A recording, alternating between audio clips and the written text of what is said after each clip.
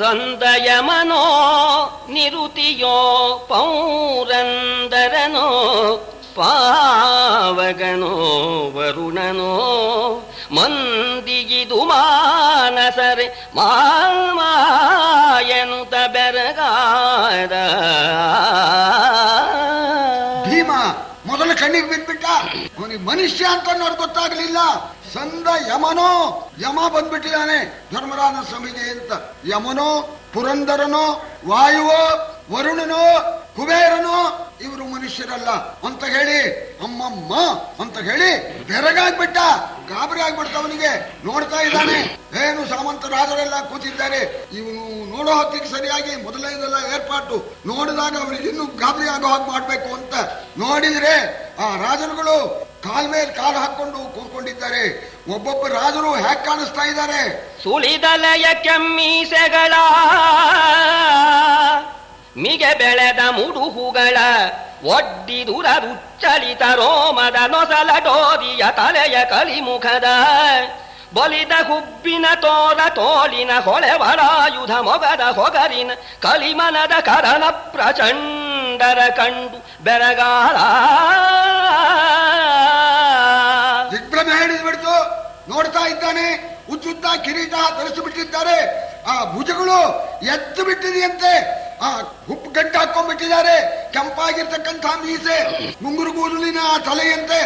ಏನು ಆ ಎದೆ ಅನ್ನೋದು ಒಳ್ಳೆ ಹಾರವಾಗಿ ವಿಸ್ತಾರವಾಗಿದೆಯಂತೆ ಆ ಎದೆ. ನೋಡ್ತಾ ಇದ್ದಾರೆ. ಆ ಮುಖದ ಕಾಂತಿ ಸಾಮಾನ್ಯವಾಗಿರ್ತಕ್ಕಂಥದ್ದಲ್ಲ. ಕೈಯಲ್ಲಿ ಆಯುಧಗಳನ್ನ ತಿರುಗಿಸ್ತಾ ಇದ್ದಾರಂತೆ. ಆ ರಾಜರುಗಳನ್ನ ನೋಡಿ ಬೆರಗಾಗ್ಬಿಟ್ಟ. ದಿಗ್ಭ್ರಮೆ ಹಿಡಿದು ಬಿಡ್ತಂತೆ. ದಿಗ್ಭ್ರಮೆ ಹಿಡಿದವನು ನೋಡಿದ್ನಂತೆ, ತನ್ನ ಮನಸ್ಸಲ್ಲೇ ಯೋಚನೆ ಮಾಡಿದ್ನಂತೆ, ನಿನ್ನೆ ದಿವಸ ಅಜ್ಞಾತವಾಸ ಪೂರೈಸಿದ್ದಾರೆ. ಅಜ್ಞಾತವಾಸದಲ್ಲಿ ಬರೀ 6 ಜನ ಇದ್ದವರು. ಇವತ್ತು ನೋಡಿದ್ರೆ ಹಳುವದಲ್ಲಿ 12 ವರುಷವು ತೊಳಲಿದರು ಸಿರಿ ಹೋಗಿ. ಹಳುವದಲ್ಲಿ 12 ವರುಷವು ತೊಳಲಿದರು ಸಿರಿ ಹೋಗಿ. ನಿಮಿಷಕ್ಕೆ ನೆಲದ ರಾಯರು ನೆರೆದು ಜೀಯನುತ್ತಿದೆ ಮಹಾದೇವ. ನಳಿನ ನಾಭನ ಕರುಣದಲತೆಗೆ ನಿಲುಕದಿಗುದೇನುಂಟು. ನಳಿನ ನಾಭನ ಕರುಣದಲತೆಗೆ ನಿಲುಕದಿಗುದೇನುಂಟು. ಮುರರಿಪು ಮುನಿದೊಡಾವನ ಮುರಿಯನು. ಮುರರಿಪು ಮುನಿದೊಡಾವನ ಮುರಿಯನು ಎಂದನು ತನ್ನ ಮನದೊಳಗೆ. ಮನಸ್ಸಿನಲ್ಲಿ ಮಾಡಿಕೊಂಡ 12 ವರ್ಷ ಅರಣ್ಯವಾಸ, 1 ವರ್ಷ ಅಜ್ಞಾತವಾಸ, ಏನೂ ಇಲ್ಲ. ನಿನ್ನೆ ಇದೆಲ್ಲ ಆಗಿದೆ. ಇವತ್ತು ನೋಡಿದರೆ ಈ ಭೂಮಿಯಲ್ಲಿರ್ತಕ್ಕ ಅನೇಕ ರಾಜಾಧಿರಾಜರುಗಳು ಸಹಾಯ ಮಾಡಬೇಕು ಅಂತ ಬಂದು ಅಪ್ಪಣೆ ಆಗಲಿ ಅಂತ ಹೇಳಿ ಕೇಳ್ತಾ ಇದ್ದಾರೆ. ಇದೆಲ್ಲ ಯಾತರಿಂದ ಬಂತು? ಆ ಪರಮಾತ್ಮನ ದಯೆಯಿಂದ ಪಾಂಡವರಿಗೆ ಇದೆಲ್ಲ ಉಂಟಾಗಿದೆ. ಪದ್ಮನಾಭ ಅವನು ಮನಸ್ಸು ಮಾಡಿದರೆ ಅವನಿಗೆ ಅಸಾಧ್ಯವಾಗಿರ್ತಕ್ಕಂಥ ಯಾವುದಿದೆ? ಆ ಪರಮಾತ್ಮ ಯಾರ ಮೇಲೆ ಕೋಪ ಮಾಡ್ತಾನೋ ಅವನು ಖಂಡಿತ ಉಳಿಯೋ ಹಾಗಿಲ್ಲ ಅಂತ. ಪರಮಾತ್ಮ ಕೋಪಗೊಂಡ್ರೆ ಯಾವಂತಾನೆ ನಾಶ ಮಾಡುವುದಿಲ್ಲ. ಅಂತೂ ನಮ್ಮ ಮಹಾರಾಜ ವೆಚ್ಚ ಆಗ್ತಾನೆ, ಏನಡ್ಡಿ ಇಲ್ಲ ಅಂತ ಹೇಳಿ ಅದಕ್ಕೆ ಈ ಸಹಾಯ ಸಂಪತ್ತನ್ನ ಪಾಂಡವರಿಗೆ ಒದಗಿಸಿದ್ದಾನೆ ಅಂತ ಹೇಳಿಬಿಟ್ಟು ಭಗವದ್ ಅನುಗ್ರಹಕ್ಕೆ ಪಾತ್ರರಾಗಿರ್ತಕ್ಕಂಥ ಪಾಂಡವರು ಧನ್ಯರು ಅಂತ ಕೊಂಡಾಡ್ತಾ ಇದ್ದಾನೆ. ಬಂದದ್ದೆಲ್ಲ ಬರಲಿ, ಗೋವಿಂದನ ದಯವಿರಲಿ ಅಂತ ಮನಸ್ಸಿನಲ್ಲಿ ಹೇಳ್ಕೊಂಡ. ಸಂಪ್ರದಾಯಾನುಸಾರವಾಗಿ ಸರಿ ಯಾವ ರೀತಿ ರಾಯಭಾರಿ ಮಾಡಬೇಕೋ ಆ ಪ್ರಕಾರವಾಗಿ ಇಳುಹಿದನು ಮಹಿಯಲಿ ಮಹೀಪತಿ ಕಳುಹಿದುಡುಗೊರೆಗಳನ್ನು. ಇಳುಹಿದನು ಮಹಿಯಲಿ ಮಹೀಪತಿ ಕಳುಹಿದುಡುಗೊರೆಗಳನ್ನು. ಭೂಪತಿ ತಿಲಕ ಧರ್ಮಜನು ಒಪ್ಪುಗೊಂಡನು ನೃಪನ ಪಾವುಡವ. ಒಲವು ಬೊಪ್ಪನದುಂಟಲ ಒಲವು ಬೊಪ್ಪನದುಂಟಲ ಮಕ್ಕಳನು ಮರೆಯನು ಲೇಸು ಸಂಜಯ ತಿಳುಹುತಾತನ ಕುಶಲವನು. ಸಂಜಯ ತಿಳುಹುತಾತನ ಗುರುತಾತನ ಕುಶಲವನ್ ಗಾಂಧಾರಿ ದೇವಿಯರ ಧೃತರಾಷ್ಟ್ರ ಮಹಾರಾಜ ಕಳಿಸಿರ್ತಕ್ಕಂಥ ಉಡುಗೊರೆಗಳನ್ನೆಲ್ಲ ಅರ್ಪಣೆ ಮಾಡಿದ. ಧರ್ಮರಾಜ ಅದೆಲ್ಲ ಬಂತು ಅಂತ ಮುಟ್ಟಿದ. ಇದು ಸಂಪ್ರದಾಯ. ಇಷ್ಟಾದ್ಮೇಲೆ ಧರ್ಮರಾಜ ಮಾತಾಡಿಸ್ತಾನೆ.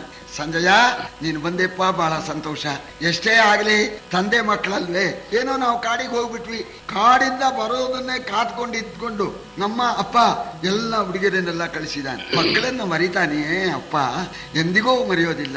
ಮೊದಲು ಈ ಹುಡುಗಿಯರೆಲ್ಲ ಇರಲಿ, ಅವರ ಕ್ಷೇಮವನ್ನು ಹೇಳಪ್ಪ.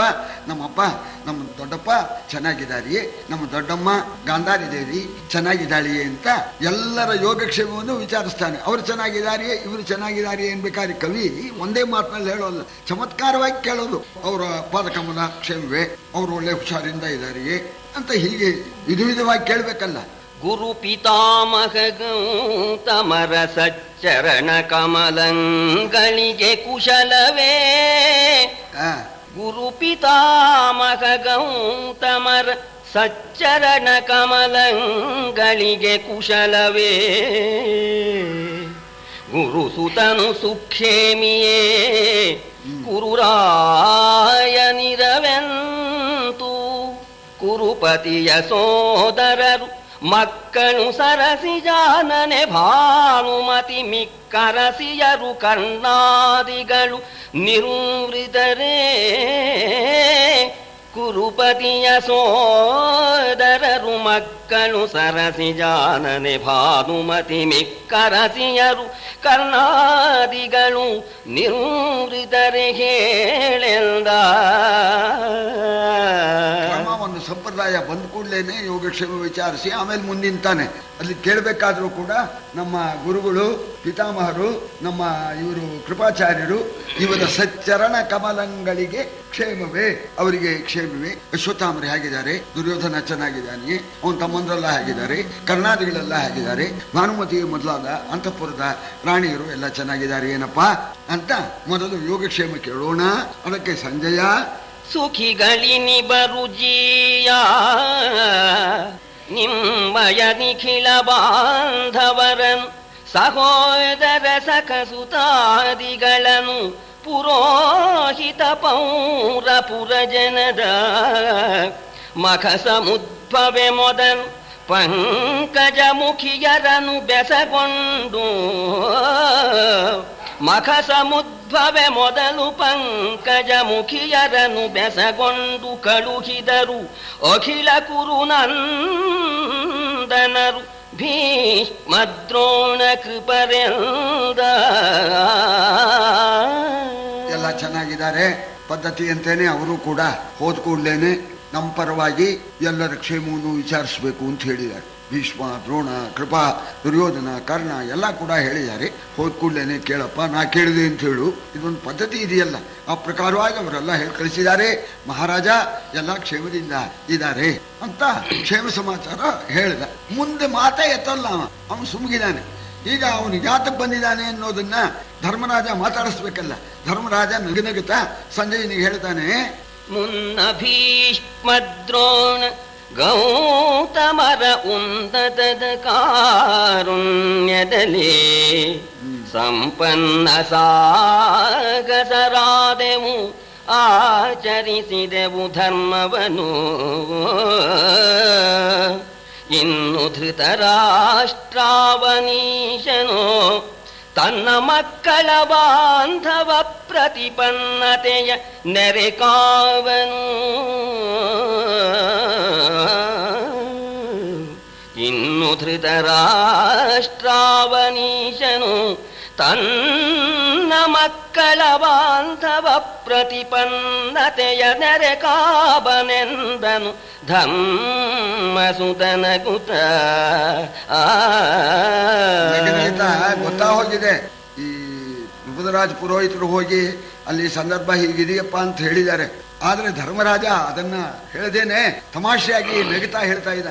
ಭೀಷ್ಮ, ದ್ರೋಣ, ಕೃಪಾಚಾರ್ಯರ ಅನಂತವಾದ ಆ ಕಾರುಣ್ಯದಿಂದ, ಅವರ ಆಶೀರ್ವಾದದಿಂದ ಸಂಜಯ ವನವಾಸವನ್ನ, ಅಜ್ಞಾತವಾಸವನ್ನ ಕಳ್ಕೊಂಡು ಬಂದ್ವಪ್ಪ. ಧರ್ಮವನ್ನ ಕಾಪಾಡ್ಕೊಂಡ್ವಿ, ಸತ್ಯವನ್ನ ಕಾಪಾಡ್ಕೊಂಡ್ವಿ. ಈಗ ಅಂಥ ಮಕ್ಕಳು ಧರ್ಮವನ್ನ ಕಾಪಾಡ್ಕೊಂಡಿದ್ದಾರೆ. ಅಂಥ ಮಕ್ಕಳಿಗೆ ಬಂಧುಗಳು ಮಾಡಬೇಕಾಗಿರ್ತಕ್ಕಂಥ ಆ ಉಪಕಾರ ಮಾಡಬೇಕು ಅಂತ ಹೇಳಿ ನಮ್ಮ ದೊಡ್ಡಪ್ಪ ನಮ್ಮನ್ನು ಮರ್ತಿಲ್ಲ. ನಿನ್ನನ್ನ ಕರ್ಕೊಂಬಂದ್ಬಿಡಪ್ಪ, ಅವ್ರ ರಾಜ್ಯ ಅವ್ರಿಗೆ ಕೊಟ್ಬಿಡೋಣ ಅಂತ ಹೇಳಿ ತನ್ನ ಬಂಧು ಕೃತ್ಯವನ್ನು ನೆರವೇರಿಸಬೇಕು ಅಂತ ಹೇಳಿ ನಿನ್ನನ್ನು ಕಳಿಸಿದ್ದಾನೆ ಅಲ್ವೇನಪ್ಪ ಸಂಜಯ? ಅದಕ್ಕೆ ಬಂದಿದೀಯ ನೀನು? ರಾಜ್ಯ ಕೊಡೋಕೆ ದೊಡ್ಡಪ್ಪ ಹೇಳಿ ಕಳಿಸಿದ್ದಾರೆ ಅಂತ ಹೇಳೋದಕ್ಕೆ ನೀನು ಬಂದಿದೀಯಾ ಅಂತ ಕಾಣುತ್ತೆ ಎಂದ. ನೀವು ಅದಕ್ಕೆ ಬಂದಿಲ್ಲ, ಅಲ್ಲಿ ತಯಾರು ಮಾಡಿದಾರಲ್ಲ ಜೋರಾಗಿ ಮಾತಾಡು, ನಿಷ್ಠೂರವಾಗಿ ಮಾತಾಡು ಅಂತ. ಇವನು ಹೇಳೋಕೆ ಹೆದರಿಕೆ ಇವನಿಗೆ. ಆ ಸಭೆ ನೋಡೇ ದಂಗಾಗ್ಬಿಟ್ಟಿದ್ದಾನೆ, ಇಬ್ಬರಮೇ ಸುಮ್ಮನಾಗ್ಬಿಟ್ಟ, ಏನೂ ಹೇಳಲಿಲ್ಲ. ಆಗ ಕೃಷ್ಣ ನೋಡ್ದ, ಅದ್ ನಡೆದಿದ್ರೆ ರಾಜ್ಯ ಕೊಡ್ತೇನೆ ಅಂತಂದಿದ್ರೆ ಸಂತೋಷವಾಗಿ ಹೇಳೋನು, ಬನ್ನಿ ಅಂತಂದ್ಬಿಡೋನು. ಅದ್ ನಡೆದಿಲ್ಲ, ಏನೋ ಹೇಳಿ ಕಳಿಸಿದ್ದಾರೆ, ಅದು ಹೇಳೋಕೆ ಇವ್ ಹೆದರ್ತಾ ಇದ್ದಾನೆ ಅನ್ನೋದನ್ನು ತಿಳ್ಕೊಂಡು ಆಗ ಕೃಷ್ಣ ಸಂಜಯನಿಗೆ ಹೇಳ್ತಾನೆ, ಹೇಳು ಏನಿದ್ರು ಹೇಳು, ಅವ್ರು ಹೇಳಿ ಕಳಿಸಿದ್ದನ್ನ ಹೇಳು. ಏನು ಬಂದಿಗ ಕದನು ನಿಮ್ಮವರೇನೆಂದರು ಕುರುಕುಲೇಶ್ವರನು ಏನನೆಕ್ಕಡಿ ಬುದ್ಧಿ ಕಲಿಸಿದನು ಅವರ ಮಾತುಗಳ ಏನುವನು ನೀನುಳುಗದಿರೋ ಸಂಜಯ. ಅವರ ಮಾತುಗಳ ಏನುವನು ನೀನುಳುಗದಿರು, ವಿನಯಾನುಗತವಾಗಿರಲಿ ಮೇನ್ಶೌರ್ಯಾನುಗತವಾಗಿರಲಿ.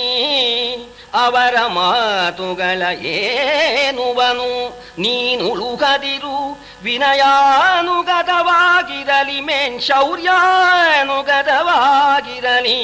ಭಿನ್ನವಿಸು ಎಂದನ ಸುಧಾರೇ. ಸಂಜಯ, ಯಾತಕ್ಕೋಸ್ಕರ ಬಂದೆಪ್ಪ? ನಿಮ್ಮವರು ಸಭೆ ಒಳಗೆ ಏನು ಹೇಳಿದ್ದಾರೆ? ಏಕಾಂತದಲ್ಲಿ ಏನಾರು ಹೇಳಿ ಕಳಿಸಿದಾರಿಯೇ? ಅದನ್ನು ಹೇಳು. ಯಾವುದಿದ್ರು ಹೇಳಪ್ಪ, ಯಾವುದನ್ನು ಮುಚ್ಚುಮರೆ ಮಾಡಬೇಡ. ಅದು ಕಾರ್ಯಕ್ಕೆ ವಿನಯಾನುಗತವಾಗಿರಲಿ, ಒಳ್ಳೆ ಮಾತೇ ಆಗಿರಲಿ, ಅಥವಾ ಪರಾಕ್ರಮದ ಕೆಚ್ಚಿನಿಂದ ಶೌರ್ಯಕ್ಕೆ ತಕ್ಕಂತ ಮಾತನ್ನ ಆಡಿರಲಿ, ಯಾವುದೇ ಆಗಿರಲಿ ಅವ್ರು ಹೇಳಿದ್ದನ್ನು ಹೇಳು.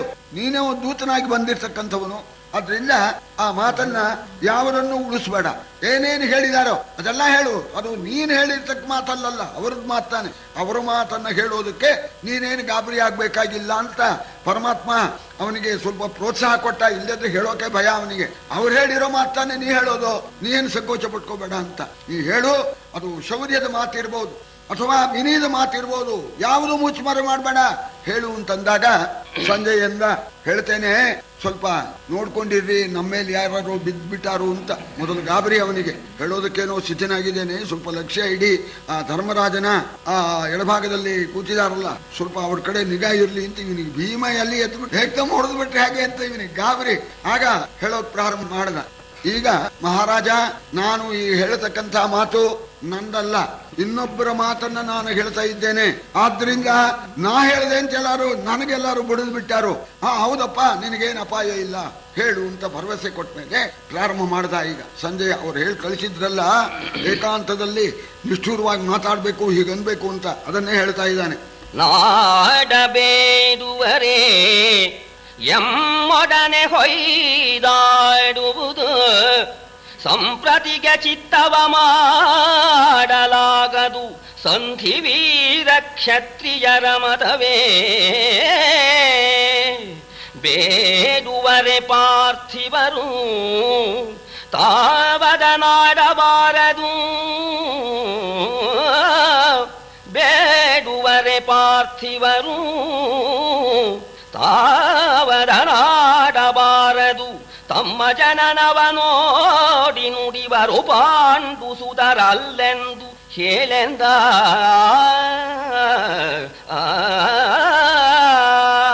ಭೂಮಿ ಬೇಕು ಅಂತ ಇರ್ತಕ್ಕಂಥವರು ಬೇಡೋಕ್ ಬರಬಾರ್ದು, ನಮ್ಮಲ್ಲಿ ಹೊಯ್ದಾಡಿ ಭೂಮಿಯನ್ನ ಪಡಿಬೇಕು. ವಾಸ್ತವವಾಗಿ ಈ ಬೇಡತಕ್ಕಂಥದ್ದು ಕ್ಷತ್ರಿಯ ಧರ್ಮವಲ್ಲ. ಕ್ಷತ್ರಿಯ ಎಂದಿಗೂ ಬೇಡೋದಿಲ್ಲ, ನಿಜವಾದ ರಾಜ ಎಂದಿಗೂ ಬೇಡೋದಿಲ್ಲ. ಪಾಂಡವರು ಬೇಡ್ತಾ ಇದ್ದಾರೆ. ಯಾಕೆ ಬೇಡ್ತಾ ಇದ್ದಾರೆ? ಪಾಂಡವರಲ್ಲ, ಪಾಂಡು ಮಕ್ಕಳಲ್ಲ ಅವರು. ಪಾಂಡುವಿನ ಮಕ್ಕಳಾಗಿದ್ರೆ ಬೇಡ್ತಾ ಇದ್ರೆ ಹೊಡೆದಾಡ್ತಾ ಇದ್ರು. ಹೇಳು ಸಂಜಯ, ಪಾಂಡುವಿನ ಮಕ್ಕಳಾಗಿದ್ರೆ ಹಕ್ಕದಾರರು ಕೊಡ್ತಾ ಇದ್ವಿ. ಯಾರೋ ಅವರು ಪಾಂಡುವಿನ ಮಕ್ಕಳಲ್ಲ ಅಂತ ಹೇಳು ಅಂತ ಇಷ್ಟೊಂದು. ಆಮೇಲೆ ಧರ್ಮರಾಜನಿಗೆ ಒಂದು ಮಾತು ಹೇಳಿ ಕಳಿಸಿದ್ದಾರೆ. ಮೊದಲೊಳಮಳ ಬ್ರಹ್ಮಚರ್ಯವೋ ಮದುವೆಯಾದುದು ಬಳಿಕ ವನವಾಸದಲ್ಲಿ ವಾನಪ್ರಸ್ಥವೆಂಬಾಶ್ರಮವನಳವಡಿಸಿ ತುದಿಗೆ ತಾ ಸಂನ್ಯಾಸವನು ಮಾಡಿದನು. ಮಗುಳಳುಪಿದೊಡೆ ರಾಜ್ಯದ ಪದವಿಗನುಚಿತವಾಯಿತು ಯಮಜಂಗೆ ಎಂದು ಹೇಳೆಂದ.